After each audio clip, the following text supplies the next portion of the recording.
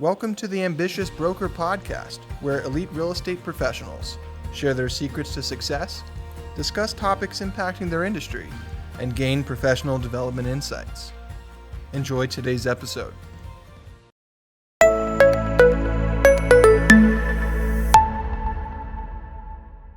Our hosts today are normally Roger Hance and Steve Frenzinger.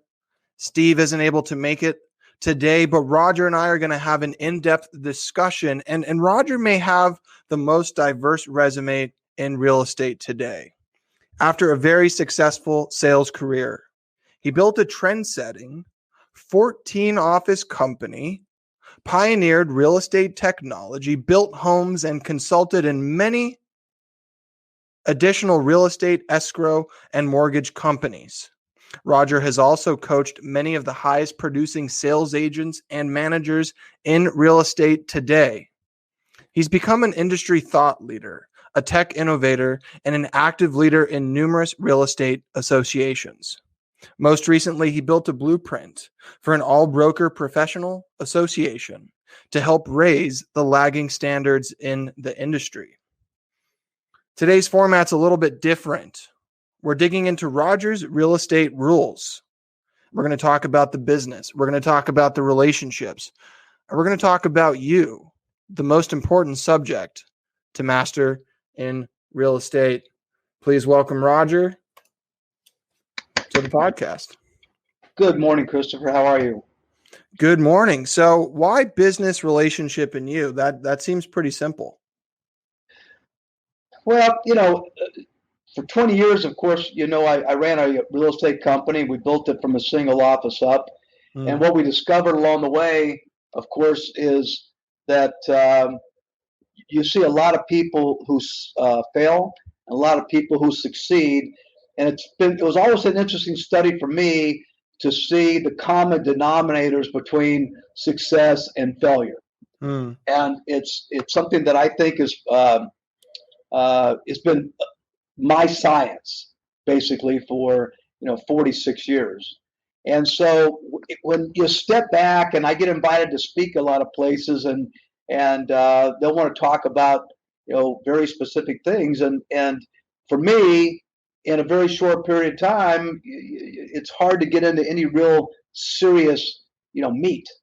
So we summarize them into two rules, and those rules, in my mind, have broken down into those three categories that you mentioned. That's basically the business part of real estate, the relationship part of real estate, and then, of course, you.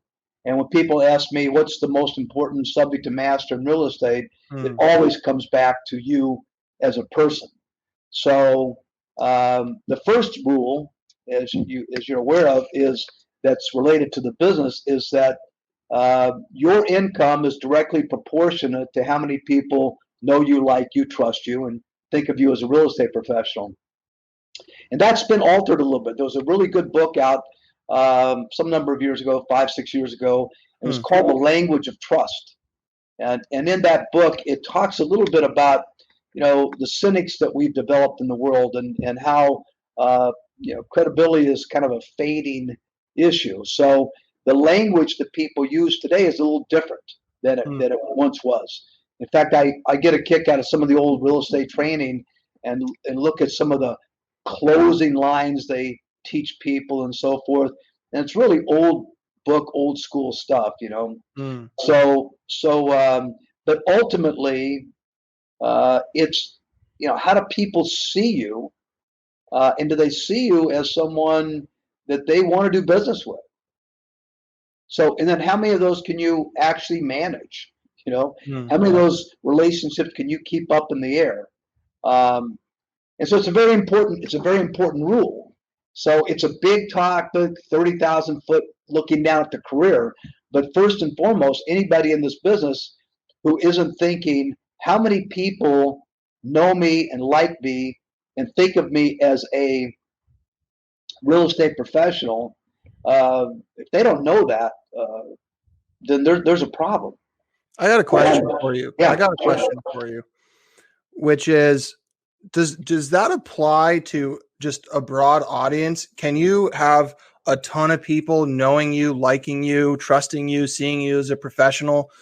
I mean, it seems like it might be hard to be that for everyone. Do you have to start out small? Like, what's the best way to approach that? Well, you do start out small, and I think that I probably learned that in my own real estate career, and I became a farmer, classic, go knock on doors, pick out 500 houses, and ultimately my sales career in my farm built to 773 houses in that neighborhood. But the concept of it basically is that there's 773 people that lived in that area that that all own homes. That's my business. My business is to help people who own a home sell a house. So the more of those people that know me and trust me, then the higher the probability that I'll do well.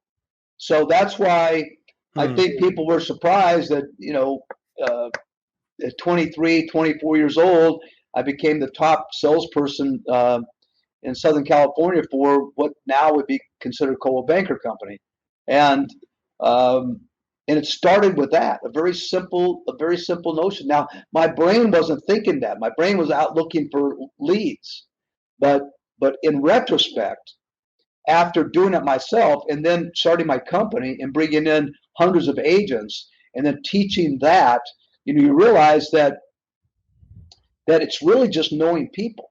As an example, in my farm area with 773 houses, maybe there would be 35 houses get listed for the year, right? Well, obviously, if I have 773 people who know me, like me, and think of me as a trustworthy guy and someone they'd like to do business with, I have 35 sales in front of me. That's my market, right? But there's 740 people who aren't doing anything next year. So you think about, those are 740 people that will get a chance to know me another year to get deeper into my relationships with people. It's really what all business is about. So the only difference really is that you don't have to be a farmer to get the mentality. Everybody that you meet is somehow a potential candidate. So if there's a single problem in the real estate business, advice to people trying to succeed is you have to think. You can't get caught up in what I refer to as a hamster realtor. And that's the guy who starts today looking for a lead to go make a sell today.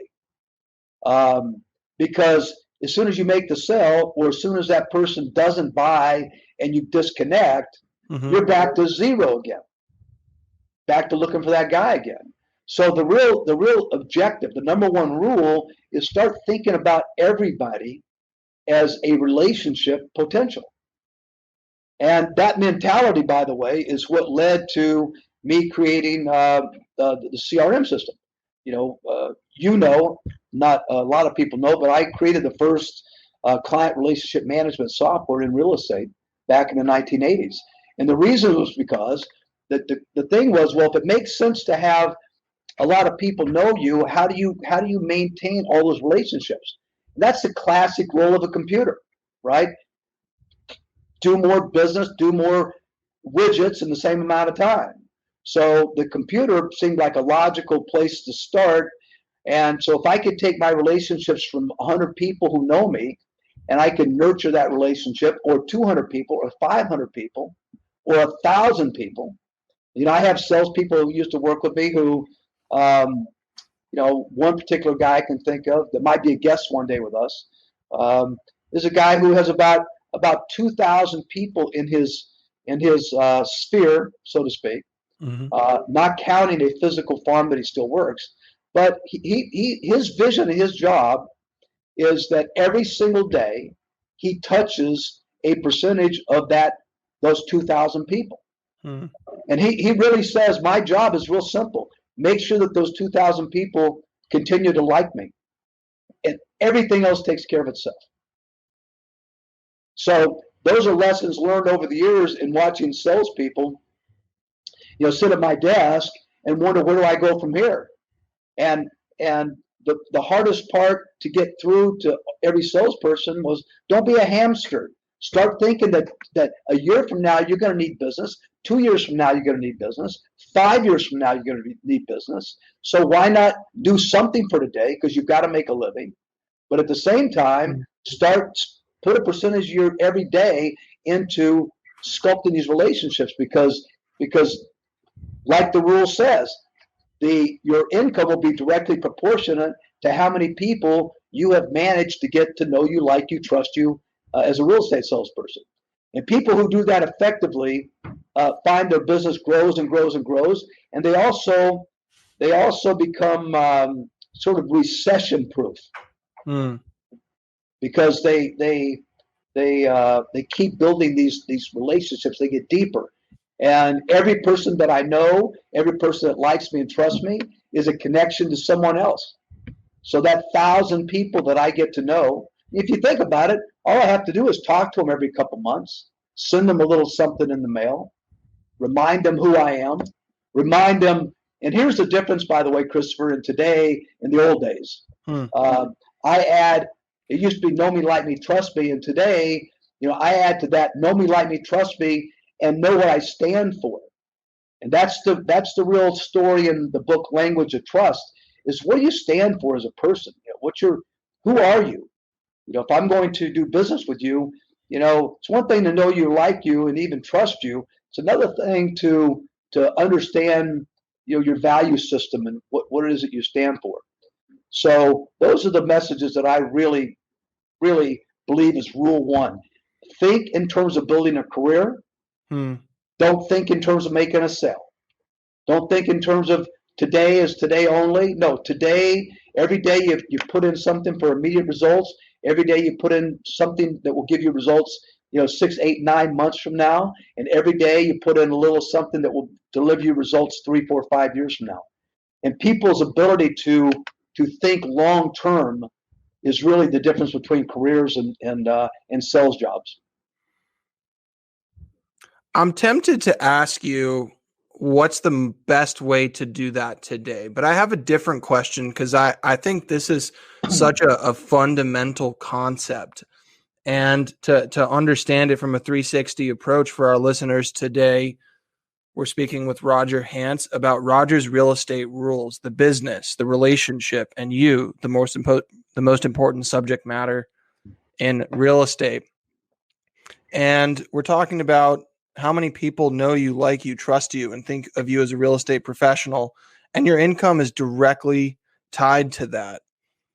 I think there's so many ways to accomplish that today, but when you really understand the fundamentals, tactics are just tactics. But what have you seen done wrong? Like, how have people screwed that up? Because it seems pretty simple. Well, that's an interesting question. What have you seen done wrong? I think that most things are done wrong, and I hate to say it like that, because the truth is, people want the quick fix, the quick, the pill to swallow and so forth, and it just doesn't work like that. I've seen thousands of real estate agents, and a lot of them are brought into the real estate business with some eager broker out there is trying to entice them in, and he misleads them, to a certain degree, about what it takes to succeed in the real estate business. And so, we have 50% of every member of the National Association of Realtors today. That's 1.4 million members of the NAR, is less than 5 years in the real estate business. So what are people doing wrong? We have 15% that turn over every year. 15% come in, 15% come out, and that way we keep the same number of people. 15% go out, 16% come in, and you see a slight growth in membership. So what that really tells people is that a lot of things aren't being done right. But number one on that list, I believe, is that they don't think long term. People are generally too shallow. There's a lot of conversation about a salesperson has a business, Well, if they treat it like a business, they think long term. But most don't treat it like a business. Most don't think about it long term. Most people think about it as a sales job. So they come in, they keep looking for that daily churn, do something today, and there's Quick never hit any effort, cash. never put any effort in the long term. So as a result of that, it gets old, it gets tiring. The same thing every day. You're in, you're out, you're in, you're out, and you don't have a sense of growth or building. And when you think about the number of people that know you, like you, and trust you is definitely proportional to how much money you make. If you think of it in those terms, then you can think that my business is growing just because the number of people that get into my world and my influence is growing. The byproduct of that is everything that happens in real estate for you. You know what this really reminds me of is endurance training. So a couple years ago, I did the Ironman 70.3 in Hawaii on the Big Island in Kona. And when I was training for it, it took me a couple years to properly train for it.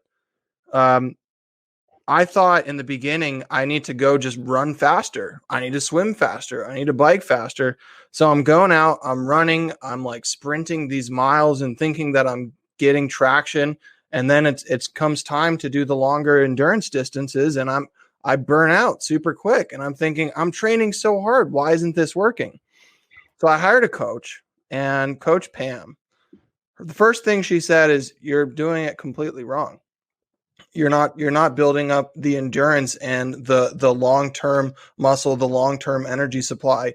You actually have to slow down and go for longer periods of time. And it's really simple concept to understand. If you go on a treadmill and you put it at level 10, you're going to last for a couple minutes at best. But if you go and put it at level 3 or 4, a slow jog, you could go for an hour and a half, no problem. And then continuing to build up that consistency and build up the heart muscles and the strength. And before you knew it, it felt like I was going too slow in the beginning, but it started to stack up, and we did increases 10% week over week. And then all of a sudden I was able to complete these longer distances without really feeling the effects. And it just took a different approach. And that's what this is reminding me of right now, is instead of going in at a full sprint trying to get quick hits of cash, it's planting the seeds of relationships and letting them sprout naturally. And to become that farmer means having some patience. There's seasons of planting, and then there's seasons of harvest. Well, that's true. And there's a lot of analogies. And by the way, the one that you gave is a great analogy. I think, but the difference is there's not a physical element to this. It really is all psychological. It's all mental. Right. It's really all about saying, a sale is going to be just as important a year from now, or 2 years from now, or 4 years from now as it is today. So if I start brand new today, I've had no work in my past that has brought me business today, right? But I can start doing something right now that's going to be income to me a year from now, or 2 years from now, or 5 years from now. But if you're not thinking in terms of that, then you never start that process. You never plant the seeds that grow into big bushes, or big trees. And so I see these people get on this treadmill, like I said, the hamster. They run around that little circle, and they go try to get a lead, and then they ride it like they're a pit bull attached to somebody's leg, and then they get disappointed because a person doesn't buy. They buy from someone else, or they lose the listing to someone, and then they're back to scratch again, looking for someone that wants to do business today. And that's sometimes hard to do, but it's never hard to find a new person to strike up a conversation with. It's never impossible or difficult to start to talk to people. And so the trick really is, it's like any business at all. You have to build an audience. You have to build people who are aware of you. You have liquor stores, grocery stores, gas stations, and everybody, all these businesses that have people driving by who aren't buying today, but they're aware of you. There'll be a day when they want to buy or they want to sell. And the question is, Are you in their brain at that time? Mm-hmm. If you put yourself in the brain at that time, your chances of cold calling and meeting that person at that right moment in time is pretty rare. Pretty hard to do. It's like skeet shooting, as opposed to just saying, just make everybody I know start to think of me as the real estate guy, as the gas station on the corner. I want to be the real estate guy on the corner. But it really takes that. You got to get rid of that short-mindedness, that short-term thinking, and you got to look at every day as a growth. The other part that's really important about this is because my second rule, as you know, is that activities need to be measurable.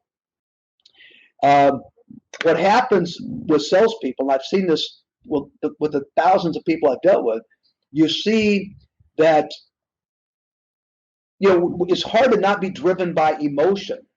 So, I wake up in the morning, I feel great, I pop out of bed, I go do something. But if I wake up in the morning and I'm a little tired, a little draggy, drank too much last night, I'm faded a little bit, all of a sudden, what's driving me now to get up and go do what I need to be doing? And you can't be driven emotionally. So my second rule is that your activities need to be measurable, so that I have a basis by gauging if I'm getting better or I'm getting worse. If you're in the real estate business today and you're managed to sell a house a month, that's 12 houses a year, that's going to put you in the top 15% of the industry. And that didn't used to be that way, but the standards are really coming down now. But if I do one sell a month, that means that I filled 29 days. And boy, that's hard to do. It would be like dieting and getting on the scale, and for 29 days after dieting very hard, you don't lose any weight, or maybe you gain a pound. Right. It's emotionally exhausting. You're not going to continue to be fueled by that. That's exactly right. So the idea is, if my mindset says instead, today, one person knows me and likes me and trusts me. One person. So as of today on, that person's never going to forget me. I'm going to be the pit bull in their lives as it comes to real estate. They may choose to not want me in the future, but it won't be because they forgot me. You know what this reminds me of, Roger, is the concept of lead indicators and lag indicators. Lead indicators are things and actions that you can do. What we can do is we can control the activities that we do. We cannot control the outcomes. And we can't control the outcomes. We can measure the outcomes, and then we can adjust the activities based on what we've seen. And with enough time, we can have a pretty clear understanding of what activities are going to generate that one sale per month. But if you're getting up every day and you're measuring the activities that you're doing, you can control that. But if you're attaching yourself to something you can't control, it's constant frustration, which leads me to something that you said in the relationship category. You are not the buyer or seller. You sell service. Right. Yeah, that's exactly right. So I think that the two more rules real quickly, and we'll jump at that. Under the business category, we've got that your income is proportionate to how many people know you, like, and trust you, and that the activities need to be measurable. Well, I can't overemphasize that, by the way. Maybe we should spend more time on that for a second. But sure. And you're right. You got leading indicators, and your leading indicators are always going to be, what's the pace at which I'm enlarging my base. One person today, one person tomorrow, that's two. Another day, it's three. So if I can add a person a day, you think that in 2 years, I've got 700 people that I have established relationships with. You're going to make a lot of good business and a lot of money if you can just do that. But I can't let my emotions be the thing that gets me there.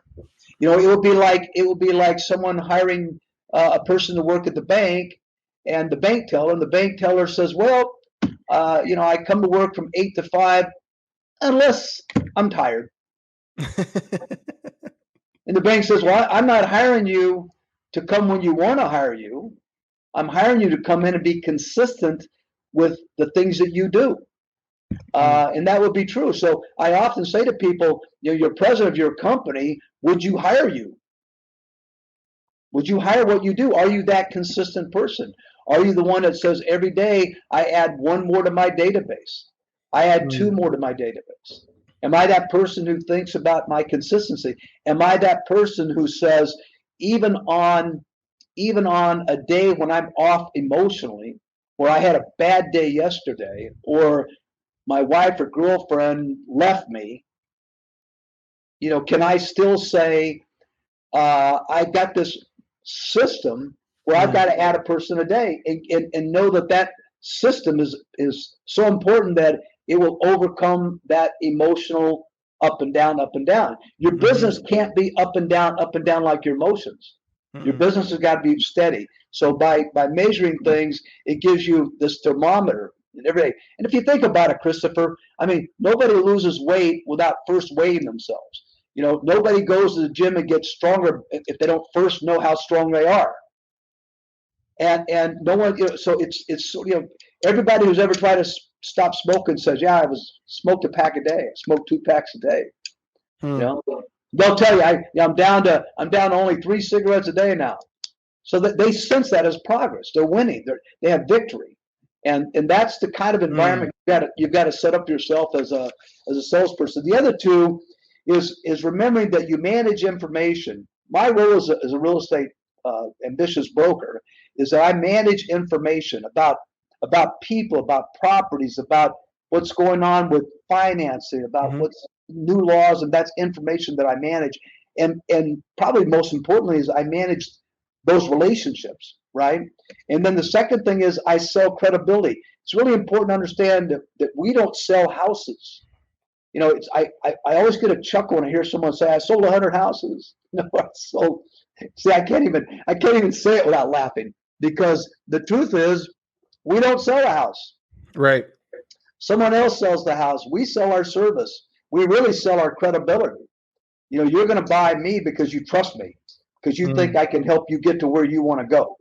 And so I sell credibility, I manage information. Then finally, that every strategy you build is always some compromise between time and money. And maybe we'll come back and dig into these things, more deeply later on. But the question you asked, that was the fourth one. The question you asked was about the relationship, right? Yeah. Which one of those did you specifically ask about? Well, this led to, measurable activities. You can't necessarily control the outcome of a buy or sell, but you can make sure you are phenomenal at service, and you can quantify that. What does service look like? It looks like what you do is you realize that all good stuff is a byproduct of that energy you spend, right? So building these relationships are something that they become the foundation. Now from there, you'll find out that, boy, for every 100 people that I build in my circle of influence, or sphere of influence, like they like to call it, X number of sales generate from there. And you'll find that it gets to be very consistent. If it's 1 in 100 or 2 in 100, it'll be 4 at 200. And it'll be 8 or 6 at 300, and so forth. So the inverse, I think the inverse is important too. So knowing, liking, trusting you, but once you're actually engaged with the client, and this is going into number 7, never be the most motivated party in the transaction. Let nature take its course. If you're trying to force a transaction, people are going to remember that, and it's going to have the reverse effect. Well, that's right. And let me finish this other thought real quick, and I'll jump into that. But the thing is that if I'm going to get better at anything, I have to establish some baseline to know if I'm getting better. So that's why this numbers thing becomes real important. It's why I need to have this daily energy to build long-term things. As example, if I find that I'm getting 2 people that fall out every month or every year from my 100 people in my sphere, and I find out that I get 1 or 2 referrals from that group in my sphere, then all of a sudden I have this baseline. My energy put out is resulting in this. Mm-hmm. Now, once I get that established, I can say, how can I improve those numbers? How can I take that 100 and make it 3 or make it 4 people rather than the 200? So to that degree, you start polishing up what you say. You start getting better about how you probe people when you talk to them. You like you said, you get better at the business that you do. Maybe but better. You have to start somewhere. So my analogy would be, a golfer. You could sit there and intellectualize with a golfer all day long about his swing, but geez, please go swing the darn golf club at some point in time so we can start getting better. Mm-hmm. If you're a baseball player, get in the darn batting cage, swing the bat. Let's see where that takes you. And now we know it gets you X amount of hits. You're batting 200. Our goal is to get you to bat 220 or 230 or 240, but you got to swing the bat first. Then we can improve it. So that's the important part. So then you said, moving on to the relationship part, you said never be the most motivated party in the transaction. Yeah, that's my rule number 7. And I think that I think that one of the problems I've seen, and as you know, I also own an escrow company, and I have, hundreds of people every month that are getting involved with these real estate sales as agents. And one of the things I see all the time is that these agents are thinking more, and by the way, it's true with loan brokers as well. They start thinking more about what this means to them rather than what it means to their clients. And you can't be thinking like that. People have a sense of where you're coming from. Your job is to help them get to where they're supposed to get to, not get to where you're supposed to. Where you're supposed to get to is a byproduct of the other. So that's why we say, that never be the most motivated party in the transaction. You don't have to be. You don't have to be. I see sales fall apart all the time because the agents get more motivated and they bring sometimes a level of intensity to these transactions that's not necessary. They create too much stress. They create too much confusion, or they don't let the natural parties, the buyer and the seller, work this stuff out. We are not supposed to be the conduit of negative energy. I see agents all the time. Well, my buyer would never do this, or my seller will never do this, and they never talk to their buyer and seller. That's not the way a good professional person should be operating. Everything we do should be done through their desires and their motivation and what they want. And if you can think in those terms, you'll make more sales and you'll make more people happy.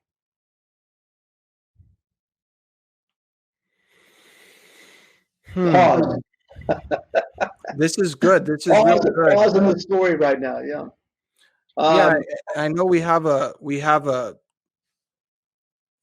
order that these are going in, and thanks for letting me skip around because I'm drawing the connections here, and it's all making sense to get this bigger picture. And we started out talking about the business, about how your income is tied to how many people know you, like you, trust you. We talked about your activities needing to be measurable. You're managing information and selling credibility. And that all strategy is comprised of time and money. You don't own it. You don't make the rules. You're not the buyer or seller. You sell service.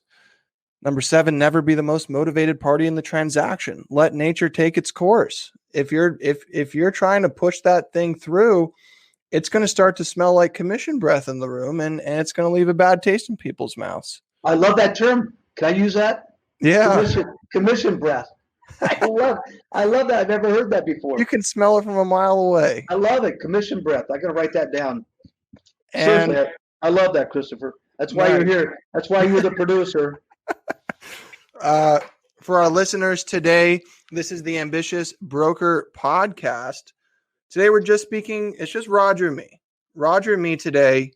Coach Steve, he's taking a vacation. He's out there enjoying himself, maybe playing around a golf right now. We wish you well, Steve. We can't wait to have you back next week. But I want to talk about number 8. And then for the grand finale, we're going to go into you, the most important subject to master in real estate. But you say that surprise equals upset. And I assume that that's not a good surprise. Well, generally they're not. I mean,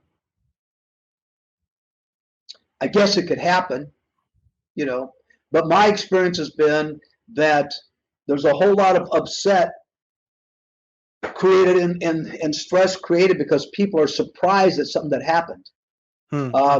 I've always felt that there's a lot of stuff in real estate that's counterintuitive.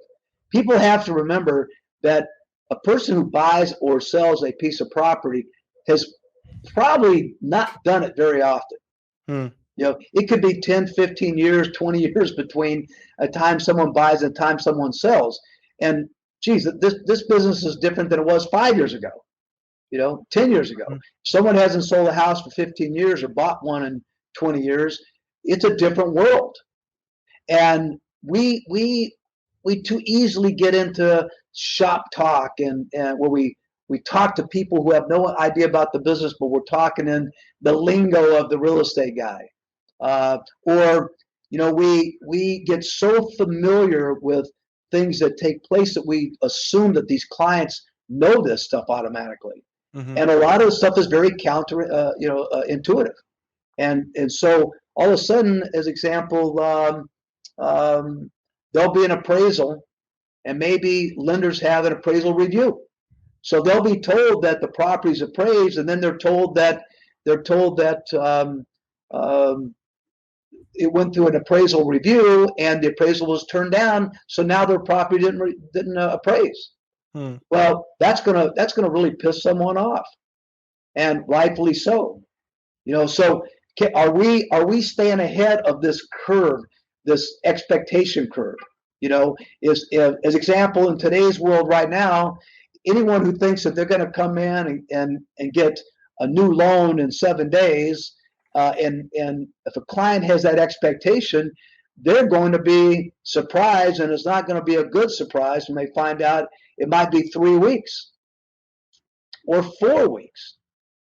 If the seller isn't aware that when he sells his house that a buyer's going to come in with someone paid to find problems with their house, an inspector.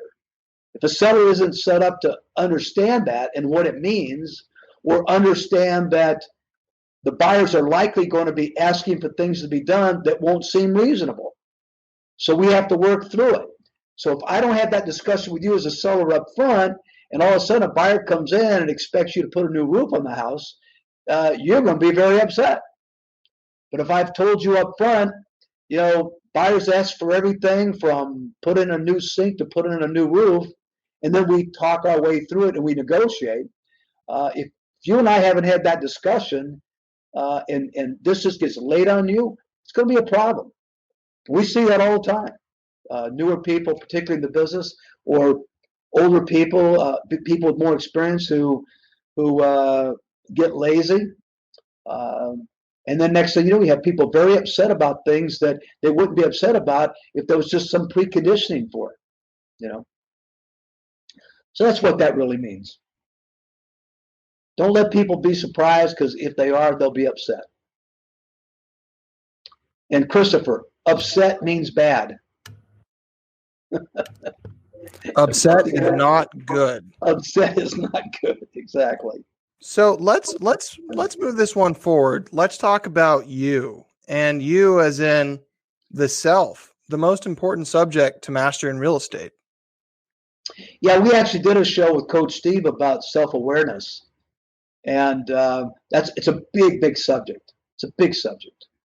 But the two rules that I've thrown in there that are just these broad stroke rules to think about. The first is PPP.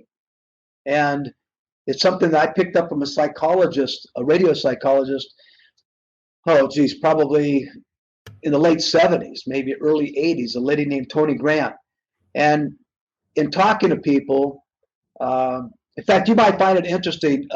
I found out, or you may find it boring as hell, Christopher, but I found out in a weird way that I had this this really good memory of songs and who sings the songs, sometimes even who writes the songs. And it would always surprise people that I would know, even today. I go to the gym a couple times, 3 times a week with a trainer, and he always is playing this music, and he'll always say, "Hey, Roger, who's that group or who's this?" And I know them. And I discovered that skill years and years ago, and I started, why would I know that? I don't spend time knowing that. Why do I know that? Why do I know who sang that song and who wrote it and so forth? And a lot of it was just that as a real estate agent, I would drive around my car, and I could be in my car 3 hours a day. You drive to this place to prospect, or you drive here to pick up something you had printed, or you drive back and forth from work. You always listen to the radio, right? So over time, that's a lot of hours. You think I'm spending, even if it's just an hour a day in the car, that's 7 hours a week. Over the year, that's 350 hours. 7 hours times 50 weeks is 350 hours. If you divide that by work weeks, right, 40 hours a week, that takes me to about, what, 9 weeks? A year? Is that right? Did I do that math right? Either way, you get the point, right? So you figure if I'm spending 300 hours a year in my car, my goodness, what else do I spend 300 hours a year to learn?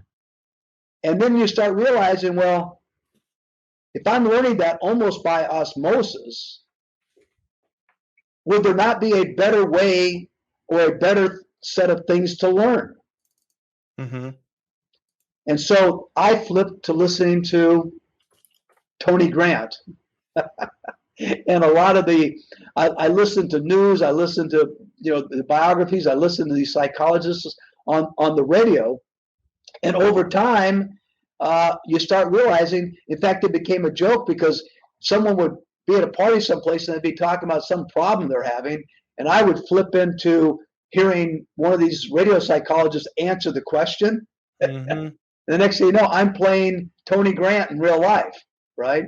Because I'm learning something different. I'm not learning songs anymore. I'm learning things about the brain and things about relationships and things about behavior, all because I just simply changed the channel on my radio. So one of the most meaningful things out of all that was Tony Grant's 3 Ps. And the 3 Ps were basically that perfectionism leads to procrastination, which leads to paralysis.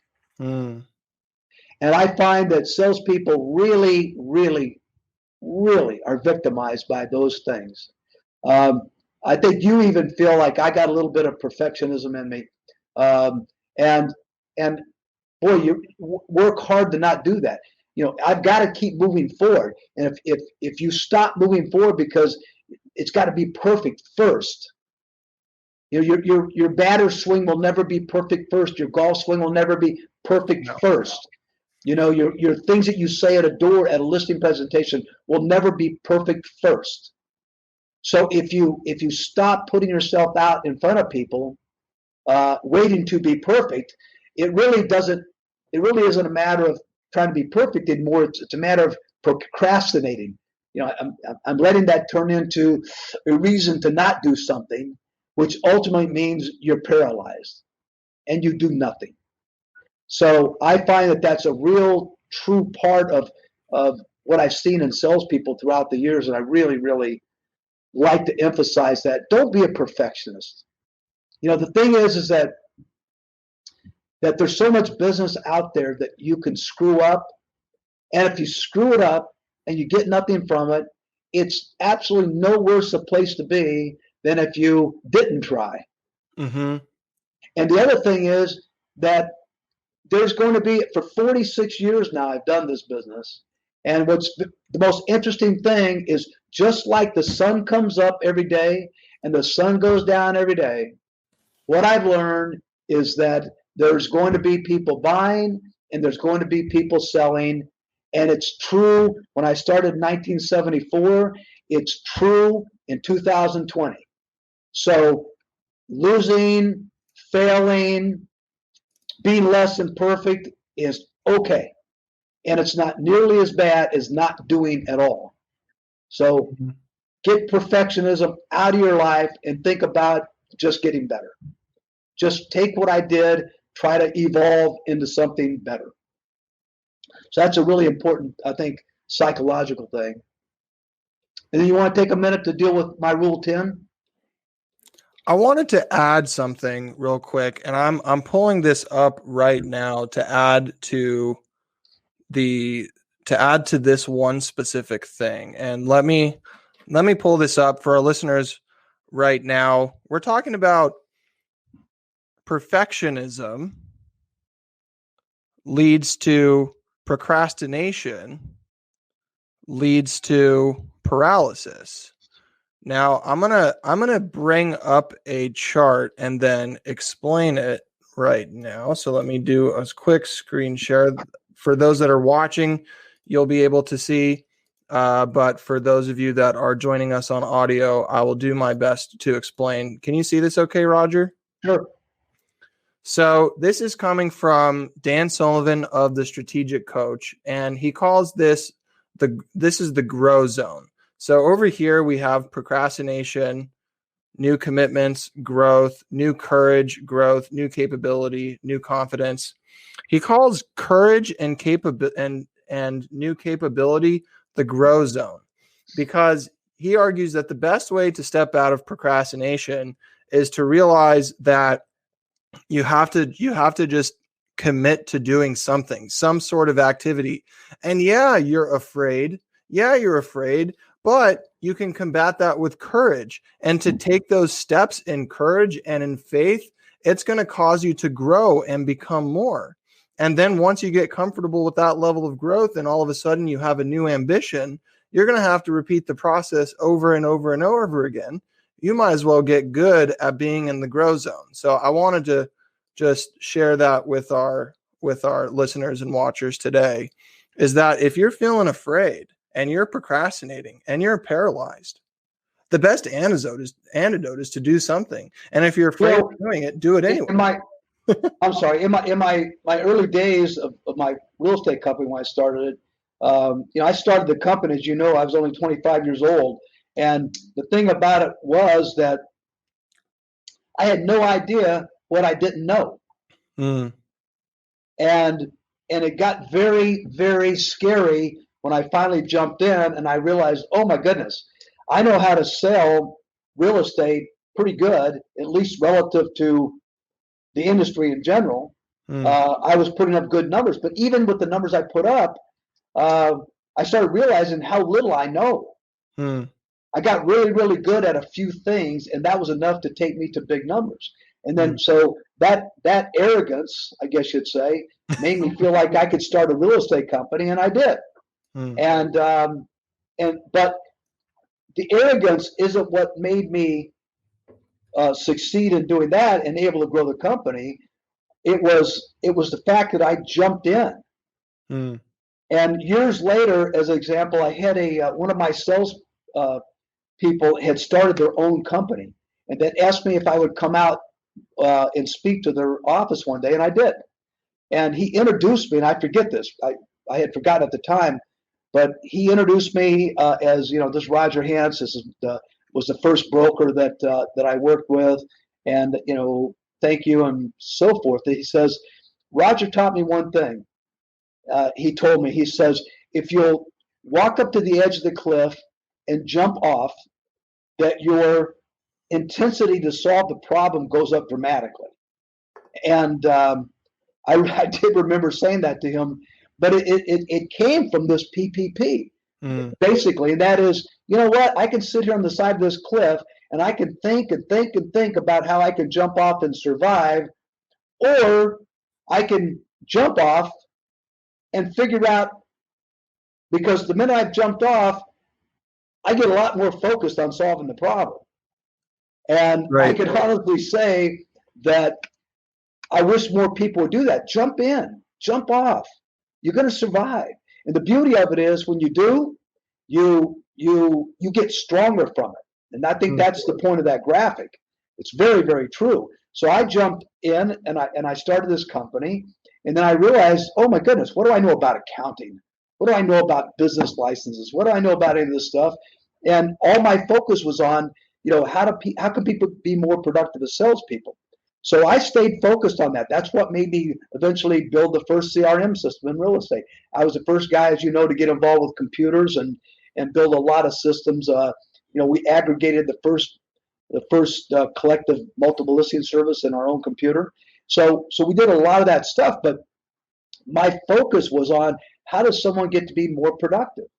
And I can really tell you that when you just jump in and say, I'm going to go do this, and give yourself the power to fail.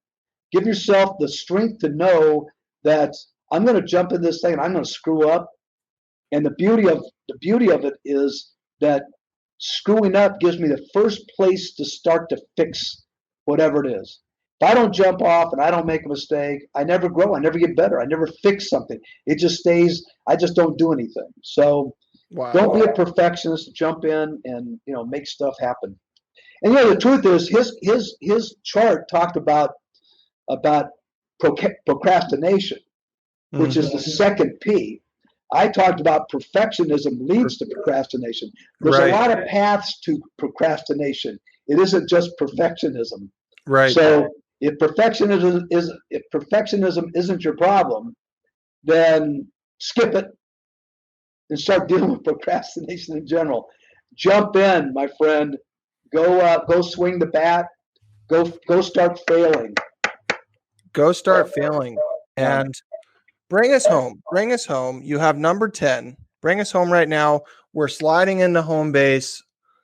E plus R equals O. And I would argue that this is the most important one of all of these. I think it is. I think, one of the things about I saw with real estate people over the years is that because it's a full commission business, it's hard to sometimes feel like you're in control. And that's why it's so important to think about measuring things. It's important that instead of having one victory a month when you're doing 12 sales a year, that every day you can feel victory, right? Every day I want to feel victory. So if my purpose is to grow my database and keep the number of people who know me growing, every day I can be a winner. Every day I can step on the scale and say, I lost a pound today, or I lost ounces today.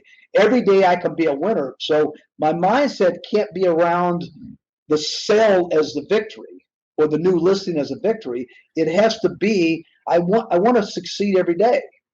So this sense of being in control, I call a cancer, the cancer of real estate people is insecurity. And that insecurity can wear on you, and it stays in your mind psychologically, and it can really frighten people. It can make them paralyzed. And so the trick to this is to say, no, I can be in control of everything that goes on. And just because someone isn't writing me a check every week doesn't mean I'm not in control. So that leads to this E plus R equals O.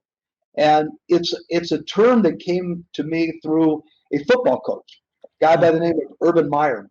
And people who love college football will know he's one of the great coaches ever, probably, in college football. And he has a basic principle.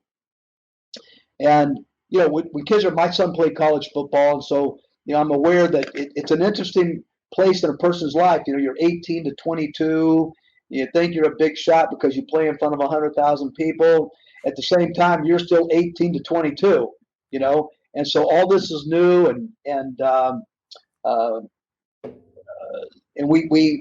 we have a tendency to think we actually know more than we do. So one of Urban Meyer's rules is he starts every year talking about E plus R equals 0, and it has to do with if the press is bugging you, if people are screaming at you, if your opponent is doing something and you lose your composure, he says, then you lose the game. So E in his vernacular means event, any event. A seller gets mad at me. A seller is upset because his house isn't selling, whatever it is. Plus, your reaction to that always equals the outcome. So any way you look at it, we always have that degree of control over every set of circumstance in our life because we react to things. And there's a thousand choices on how we can react to the kids screaming, the kids coming home late, the wife being upset with you, the colleagues saying something they shouldn't be saying.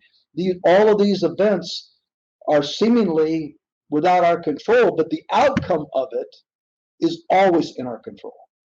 And that's event plus your reaction equals the outcome. It's a great formula, I think, and it's something to keep in mind. Someone screams at you, or they cuss at you, or they drive down the street and they honk at you, or whatever it is. That can unravel into a war, or it can unravel into someone becoming your best friend, all based on how you react to it. And the important part is to know that as a real estate person in a commission world, we have control of the outcome. And to accept that responsibility is really the key to succeeding, I believe. Hey, thank you for everyone that is with us to the very end. I hope you don't mind. We went a little bit over. We certainly didn't mind because Roger brought you some of his best stuff today. Thanks for joining us on another episode of the Ambitious Broker Podcast, where elite real estate professionals share their secrets to success, discuss topics impacting their industry, and gain professional development insights. Roger Hans, is there anything else you want to add today? No, it was good seeing you, Christopher, and thanks for being there for us. We appreciate it. Hey, Coach Steve, if you are listening to this, we miss you, buddy. Come back next week. Have fun playing golf. Or whatever he's doing. Yeah. All right, we're out.